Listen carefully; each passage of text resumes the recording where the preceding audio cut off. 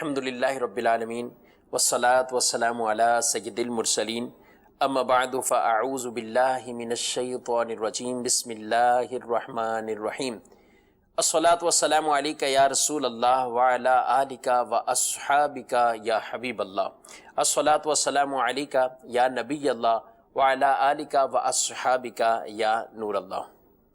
میٹھے میٹھے اسلامی بھائیوں، مدنی چینل کے ناظرین، سلسلہ قرآن کے عنوان لے کر ایک بار پھر آپ کی خدمت میں حاضر ہوئے ہیں۔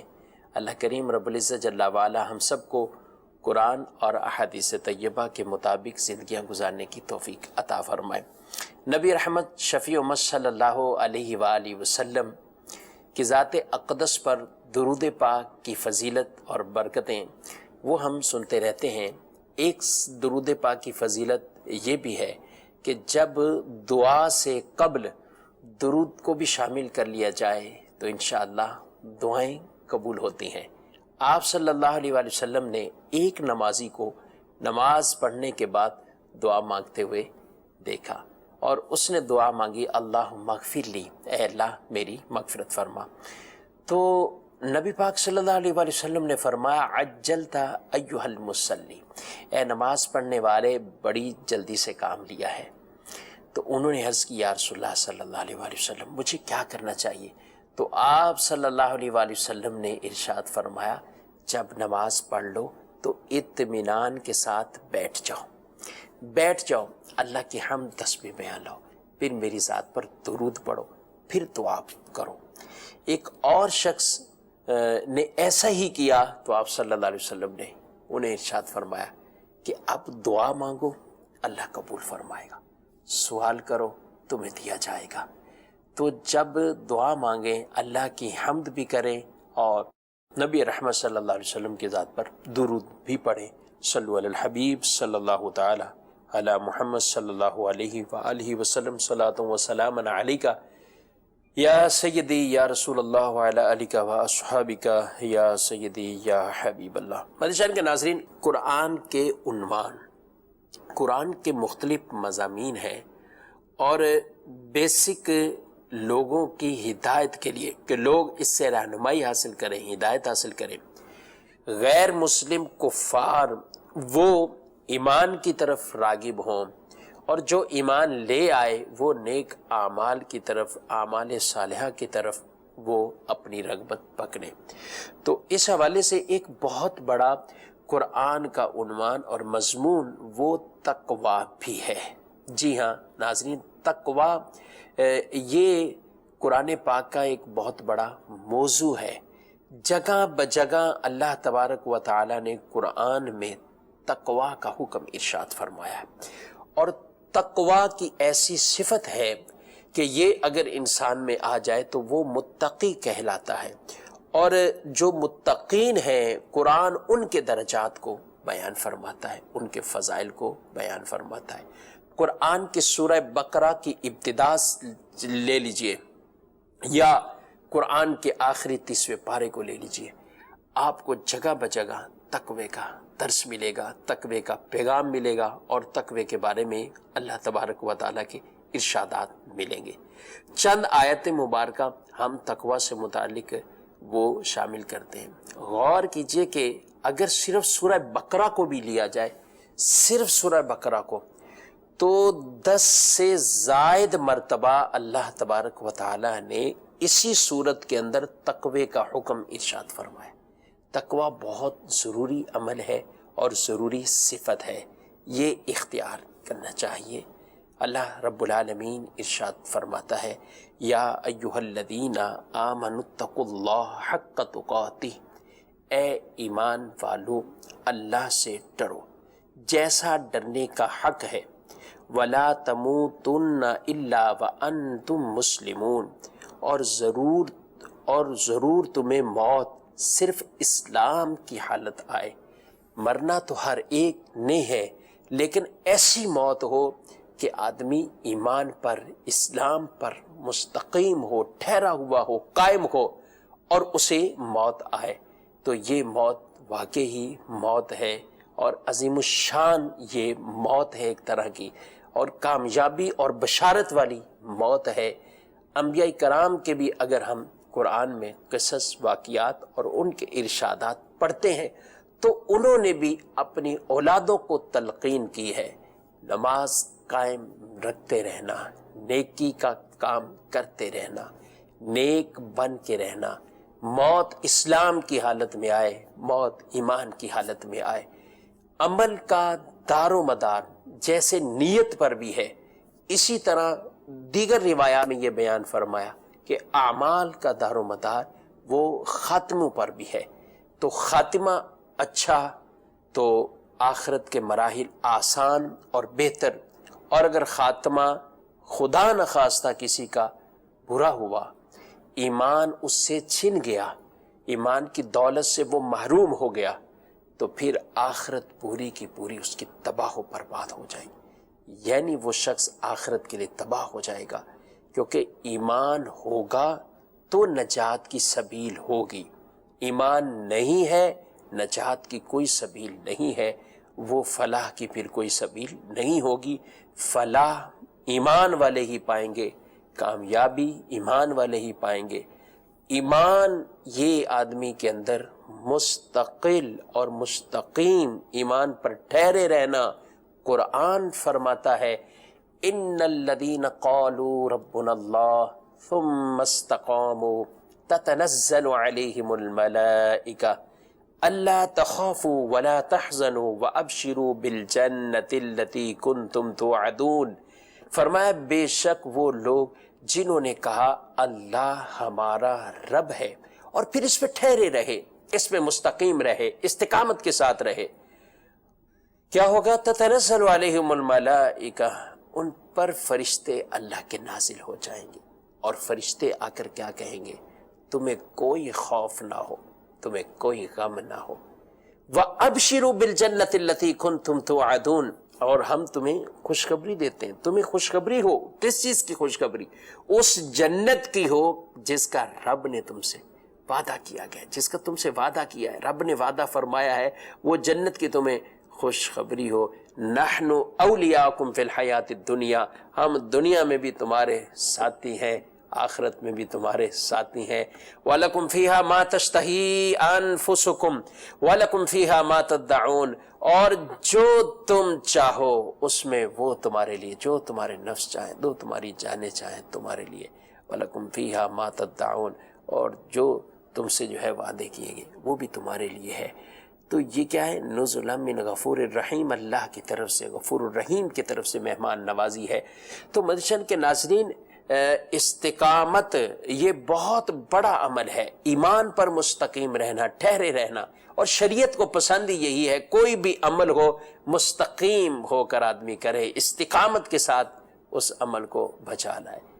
بہت زیادہ بڑی بڑی عبادات بجا لانا، لیکن استقامت نہ ہو، ایک دن دو دن ایسے نہیں، مستقل مزاجی کے ساتھ ہو، اگرچہ تھوڑا عمل ہو، اگرچہ تھوڑا ہو، مستقل مزاجی کے ساتھ ہو، تو یہ عمل بہت بڑا اس کے لیے عمل ہے، یہ عمل اس کے لیے بہت بڑا عمل ہے۔ تو عمل کے اعتبار سے بھی استقامت بہت ضروری ہے، اور عقیدے کے اعتبار سے، ایمان کے اعتبار سے استقامت بہت ضروری ہے۔ تو یہ یہاں قرآن میں اللہ نے فرمایا تمہیں موت نہ آئے، مگر کس حالت میں موت آئے؟ ایمان کی حالت میں موت آئے، اسلام کی حالت میں ہی تمہارا مرنا ہو، موت کا واقعہ ہو۔ تو یہ قرآن میں بیان فرمایا۔ دوسری آیت میں اللہ تبارک و تعالی نے ارشاد فرمایا یا ایھا الذین آمنوا اتقوا اللہ وقولوا قولا سدیدا یصلح لکم اعمالکم ویغفر لکم ذنوبکم ومن یطع اللہ ورسولہ فقد فاز فوزا عظیما۔ ارشاد فرمایا اے ایمان والو، اللہ سے ڈرو، تقوی اختیار کرو، اللہ سے ڈرو، اللہ سے ڈرنے کا نام ہی تقوی ہے، اللہ سے ڈرو اور سیدھی بات کرو، وقولوا قولا سدیدا، سچی ستھری سیدھی بات یہ کرو، یصلح لکم اعمالکم، اللہ تمہارے لیے تمہارے اعمال کی اصلاح فرما دے گا، ویغفر لکم ذنوبکم، اللہ تمہارے گناہوں کو معاف فرما دے گا۔ ایک عمل اختیار کر لو، رب سے ڈرنے کا عمل اختیار کر لو، تقوی کا عمل اختیار کر لو، اللہ تمہارے گناہوں کو معاف فرما دے گا، تمہارے اعمال کی اصلاح فرما دے گا۔ اور فرمایا جس نے اللہ اور اس کے رسول کی اطاعت کی، جو اللہ اور اس کے رسول کی اطاعت کرے فقد فاز فوزا عظیما، اس کے لیے تو بہت بڑی کامیابی ہے، بہت بڑی کامرانی ہے۔ تو یہ دوسری آیت مبارکہ جس میں بھی اللہ تبارک و تعالیٰ نے تقوی کا جو ہے وہ بیان فرمایا ہے۔ فرمایا کہ سیدھی بات کرو، ستھری جو ہے وہ بات کرو، اور اللہ تمہارے اعمال کی اصلاح فرمائے، تمہارے اعمال جو ہے وہ سنوار دے، اور تمہارے گناہ جو ہے وہ رب تعالیٰ وہ بخش دے گا۔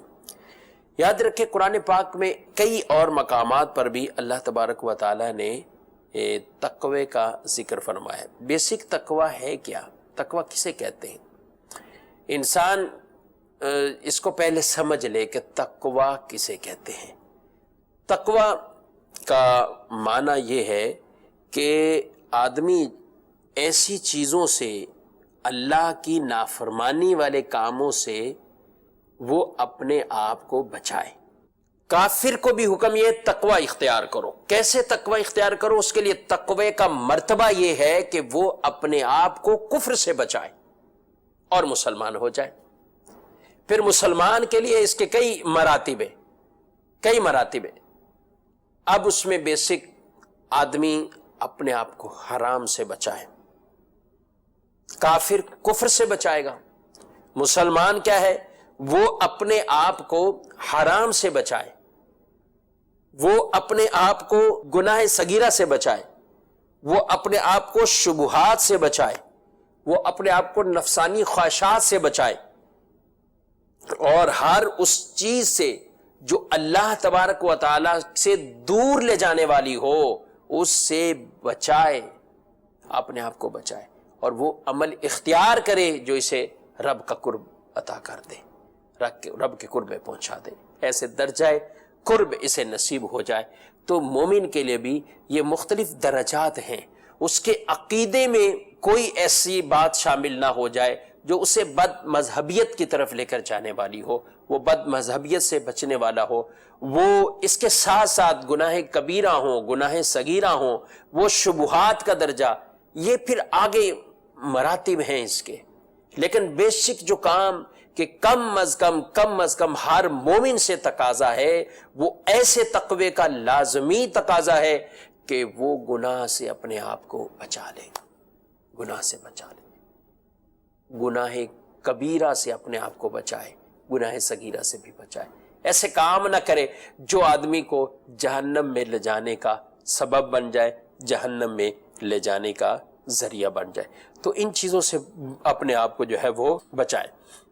نبی پاک صلی اللہ علیہ وآلہ وسلم نے جو تقوی سے متعلق آپ نے ارشاد فرمایا مسلمان کا بھائی ہے، مسلمان کا بھائی، نہ اس پر ظلم کرے نہ اسے حقیر جانے، نہ اس پر ظلم کرے نہ اسے حقیر جانے۔ اور پھر فرمایا تقوی یہاں ہے، تقوی یہاں ہے۔ اپنے سینے کی طرف 3 مرتبہ آپ نے اشارہ فرمایا، اللہ اکبر اللہ۔ پھر فرمایا انسان کے لیے، برائی کے لیے یہ کافی ہے کہ اپنے مسلمان کو حقیر جانے۔ مسلمان پر مسلمان کی ہر چیز حرام، اس کا خون، اس کا مال، اس کی آبرو، یہ اس پر حرام ہے۔ وہ نہ مسلمان کا ناحق خون بہائے، نہ ناحق مال کھائے، نہ اس کی بے عزتی کرے، اس کی عزتوں کو پامال کرے۔ یہ مسلمان پر دوسرے مسلمان کے حقوق ہیں، ان کی پاسداری کرنا اس پر لازم۔ نبی رحمت صلی اللہ علیہ وآلہ وسلم نے جب آپ نے حجۃ الوداع میں آخری خطبہ دیا تو آپ صلی اللہ علیہ وآلہ وسلم نے اس وقت کیا تلقین فرمائی؟ اس خطبے میں بھی آپ نے تقوی کی تلقین فرمائی۔ میں تمہیں وصیت کرتا ہوں تقوی سے متعلق میں تمہیں وصیت کرتا ہوں۔ تو وہ تقوی، اور پھر کیا فرمایا؟ فرمایا اس دن کی جو حرمت ہے، اس شہر کی حرمت، اس مہینے کی حرمت ہے، میں ایک مسلمان پر دوسرے مسلمان کے مال، عزت، آبرو، اس کی حرمت ایسے ہی لازم کرتا ہوں۔ وہ ناحق طریقے سے کسی کا خون بہائے، نہ ناحق طریقے سے مال کھائے، اور نہ ہی کسی کی عزت آبرو کو پامال کریں۔ یہ ایک ایمان والے سے ایک دینی اس سے تقاضا ہے، دینی اس سے تقاضا ہے۔ اور یاد رکھیں نبی پاک صلی اللہ علیہ وآلہ وسلم نے فرمایا اسی خطبے میں کسی عربی کو عجمی پر فضیلت نہیں، اور کسی عجمی کو عربی پر فضیلت نہیں، کسی گورے کو کالے پر فضیلت نہیں، کسی کالے کو گورے پر فضیلت نہیں۔ فضیلت ہے تو تقوی کی بنیاد پر ہے۔ جس کے اندر جتنا تقوی ہے وہ اتنا ہی رب کے بارگاہ میں قبول ہے، وہ رب کی بارگاہ میں درجے والا ہے۔ اور جو کمزور ہے، تقوی جس کو حاصل نہیں ہے، تو وہ خود ہی سوچ لے کہ وہ ایمانیات کے ان تقاضوں کو پورا نہیں کر رہا۔ تقوی سینے میں، دل میں۔ نبی پاک صلی اللہ علیہ وآلہ وسلم نے فرمایا ان اللہ لا ينظر الی صورکم، اللہ تمہاری صورتوں کو نہیں دیکھتا، ولکن ينظر الی قلوبکم، اللہ تمہارے دلوں کو دیکھتا ہے۔ دلوں کو رب دیکھتا ہے، صورتوں کو رب نہیں دیکھتا۔ اصل تو تقوی کا جو مقام ہے وہ دل ہے۔ دل سے یہ شخص کیسا ہے، جو ظاہری صورت ہے یہی حال دل میں ہے، فابیہا بہت اچھا، اعلیٰ، کہ جو باطن میں ہے وہ اس نے ظاہر میں بھی سنوار رکھا ہے۔ لیکن ظاہر ستھرا اور ظاہر سنورا ہوا اور دل خراب اور دل بگڑا ہوا تو یہ انسان اچھا انسان نہیں۔ حدیث میں اس لیے تو کہا گیا، جب گناہ سے متعلق پوچھا گیا تو فرمایا جو تیرے دل میں کھٹکے، جو تیرے دل میں کھٹکے۔ اگر ضمیر زندہ ہو تو دل سے کچھ آوازیں نکلتی ہیں، ضمیر ملامت اسے کرتا ہے، برائی پر اسے ملامت کرتا ہے، وہ اسے اس برائی پر ملامت کرتا ہے کہ یہ تم نے کیا کام کر دیا۔ اگر ضمیر زندہ ہو، اور اگر ضمیر ہی مردہ ہو گیا، دل ہی مردہ ہو گیا، گناہوں کی کالک سے سارا دل ہی سیاہ ہو گیا ہو، وہ قلب محمود نہ رہا ہو، تو اب پھر وہ ملامت بھی نہیں کرے گا، وہ اس کو نیکی کی طرف راغب بھی نہیں کرے گا۔ لیکن اس کو بھی صاف کرنے کا طریقہ ہے رب سے توبہ، رب سے استغفار، رب سے معافی، استغفار کی کثرت کریں، استغفار کی کثرت کریں۔ یہ توبہ استغفار وہ عمل ہے دل کی کالک سیاہی کو وہ ختم کر دے گا، دل روشن کر دے گا۔ جب دل روشن ہوگا تو دیکھیے پھر ضمیر بھی زندہ ہوگا، اور پھر ضمیر آواز لگائے گا۔ جب کبھی نافرمانی کی طرف جائیں گے، کسی کا ناحق مال دبائیں گے، کسی کا کسی اور طرح حق دبائیں گے، تو ضمیر آواز دے گا، ضمیر پکارے گا، بولے گا ضمیر کہ یہ برا عمل ہے، یہ برا عمل ہے۔ تو پھر اسے توبہ کی بھی توفیق ملے گی، توبہ کی طرف بھی راغب ہوگا انسان۔ لیکن اگر ضمیر مردہ رہا تو پھر وہ نیکی کی طرف راغب نہیں ہو سکتا۔ یاد رکھیں اللہ تبارک و تعالیٰ کو ایسے لوگ بڑے سخت ناپسند ہیں۔ کیسے لوگ ناپسند ہیں اللہ کو؟ کہ جو لوگوں سے تو ڈرتے ہیں، لوگوں سے ڈرتے ہیں، اللہ سے نہیں ڈرتے۔ لوگوں کے ڈر سے کئی گناہ چھوڑ دیتے ہیں، رب کے ڈر سے گناہ نہیں چھوڑتے، رب کے ڈر سے گناہ نہیں چھوڑتے۔ رب تبارک و تعالیٰ قرآن پاک میں فرماتا ہے یستخفون من الناس ولا یستخفون من اللہ وہو معہم اذ یبیتون ما لا یرضی من القول وکان اللہ بما یعملون محیطا۔ آدمیوں سے چھپتے ہیں، وہ لوگوں سے شرماتے ہیں اور اللہ سے نہیں شرماتے، حالانکہ اللہ اس وقت بھی ان کے ساتھ ہوتا ہے جب وہ رات کو ایسی بات کا مشورہ کرتے ہیں جو اللہ کو پسند نہیں، اور اللہ ان کے کاموں کو گھیرے ہوئے ہے۔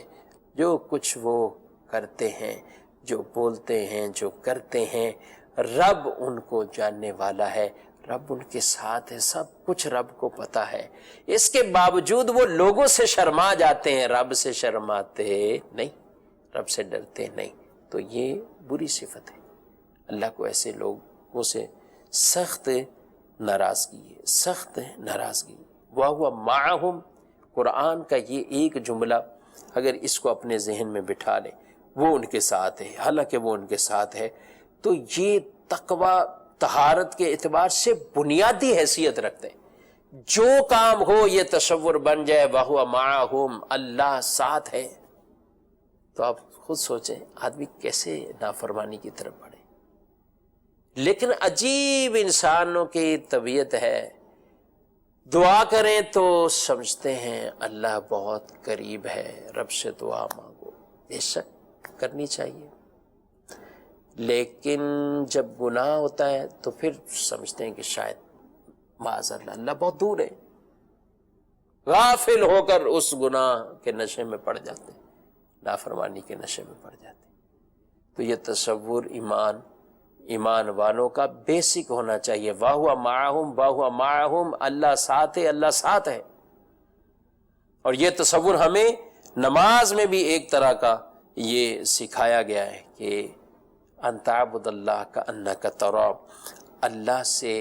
اللہ کی عبادت ایسے کرو جیسے تم دیکھ رہے ہو، فإن لم تکن تراہ فإنہ یراک، اگر تمہاری کیفیت یہ نہیں تو یہ تو ہے کہ اللہ تمہیں دیکھ رہا ہے، اللہ تمہیں دیکھ رہا ہے۔ یاد رکھیں لوگوں کے سامنے نیک بننا اور ہو اصل میں نیک نہ، یہ تقوی نہیں ہے، یہ تقوی نہیں ہے، ایک طرح کا نفاق ہے۔ لوگوں کے سامنے نیکیاں ظاہر کرنا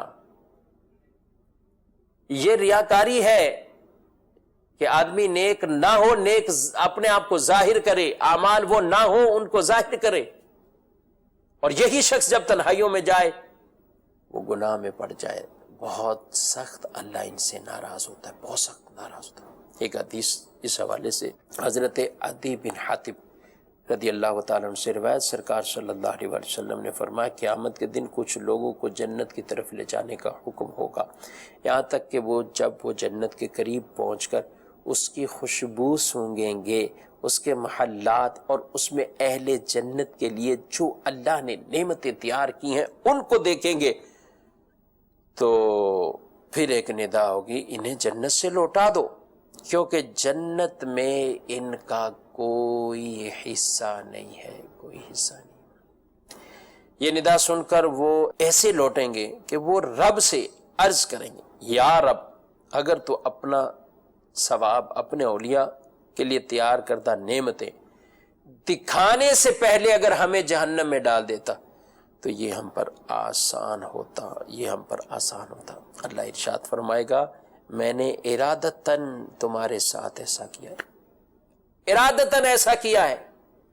جب تم تنہائی میں ہوتے تو بڑے بڑے گناہ کر کے میرے ساتھ اعلان جنگ کرتے، بڑے بڑے گناہ کر کے میرے ساتھ اعلان جنگ کرتے، اور جب لوگوں سے ملتے اللہ اکبر تو تم لوگوں کو اپنی وہ حالت دکھاتے جو تمہارے دلوں میں میرے لیے نہیں ہوتی تھی، وہ دکھاتے۔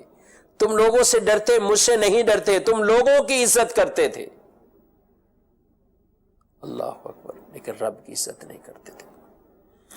تم لوگوں کی وجہ سے برا کام کرنا چھوڑ دیتے تھے، لیکن میری وجہ سے برائی نہ چھوڑتے تھے۔ آج میں تمہیں اپنے ثواب سے محروم کرنے کے ساتھ ساتھ اپنے عذاب کا مزہ چکھاؤں گا، اپنے عذاب کا مزہ چکھاؤں گا۔ مدشر کے ناظرین، یہ روایت ہے، میں نے پڑھی، آپ نے سنی، مجھے آپ کو سب کو اس کا محاسبہ اپنا تو کم از کم کر لینا چاہیے کہ میری کیفیت کیا ہے۔ تنہائی میں جا کر اگر میں ایسا ہو جاؤں، اور لوگوں کی جب ہم جلوتوں میں آئے تو کچھ اور ہو جائے، خلوتوں میں جائیں تو کچھ اور ہو جائے، یہ رب کا خوف، یہ تقوی نہیں ہے۔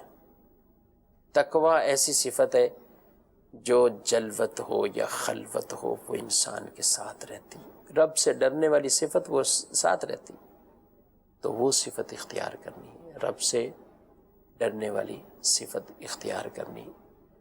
ہماری تنہائیاں ایسی ہو جائیں کہ رب عز و جل کو راضی کرنے والی تنہائی ہماری ہو جائے، ایسی برائی سے، بدکاری سے، نظر کی برائی سے، تو ان چیزوں سے ہم سب کو ڈر جانا چاہیے، اللہ کے حضور توبہ کرنی چاہیے۔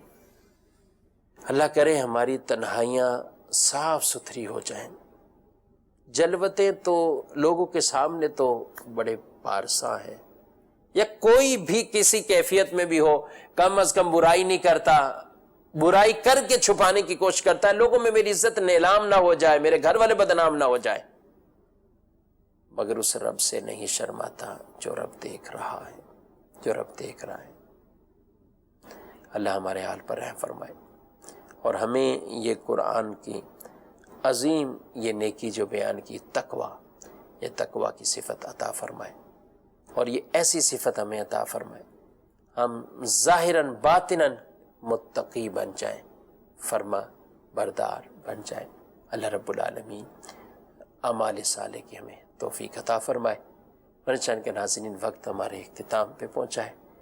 تقوی کی کئی اور درجات اور مراتب انشاءاللہ پھر کسی دن اسی ہی سلسلے میں عرض کریں گے۔ مدنی چینل کے ساتھ ساتھ رہیے، دعائیں مانگتے رہیں، ذکر و اذکار کرتے رہیں، استغفار کی تسبیحات وہ کم از کم ایک دن میں 100 بار تو ضرور پڑھتے رہیں۔ اللہ ہم سب اپنا خصوصی کرم فرمائے، آمین، بجاہ نبی صلی اللہ علیہ وسلم۔ سنو قرآن کھو جاؤ تیری رحمت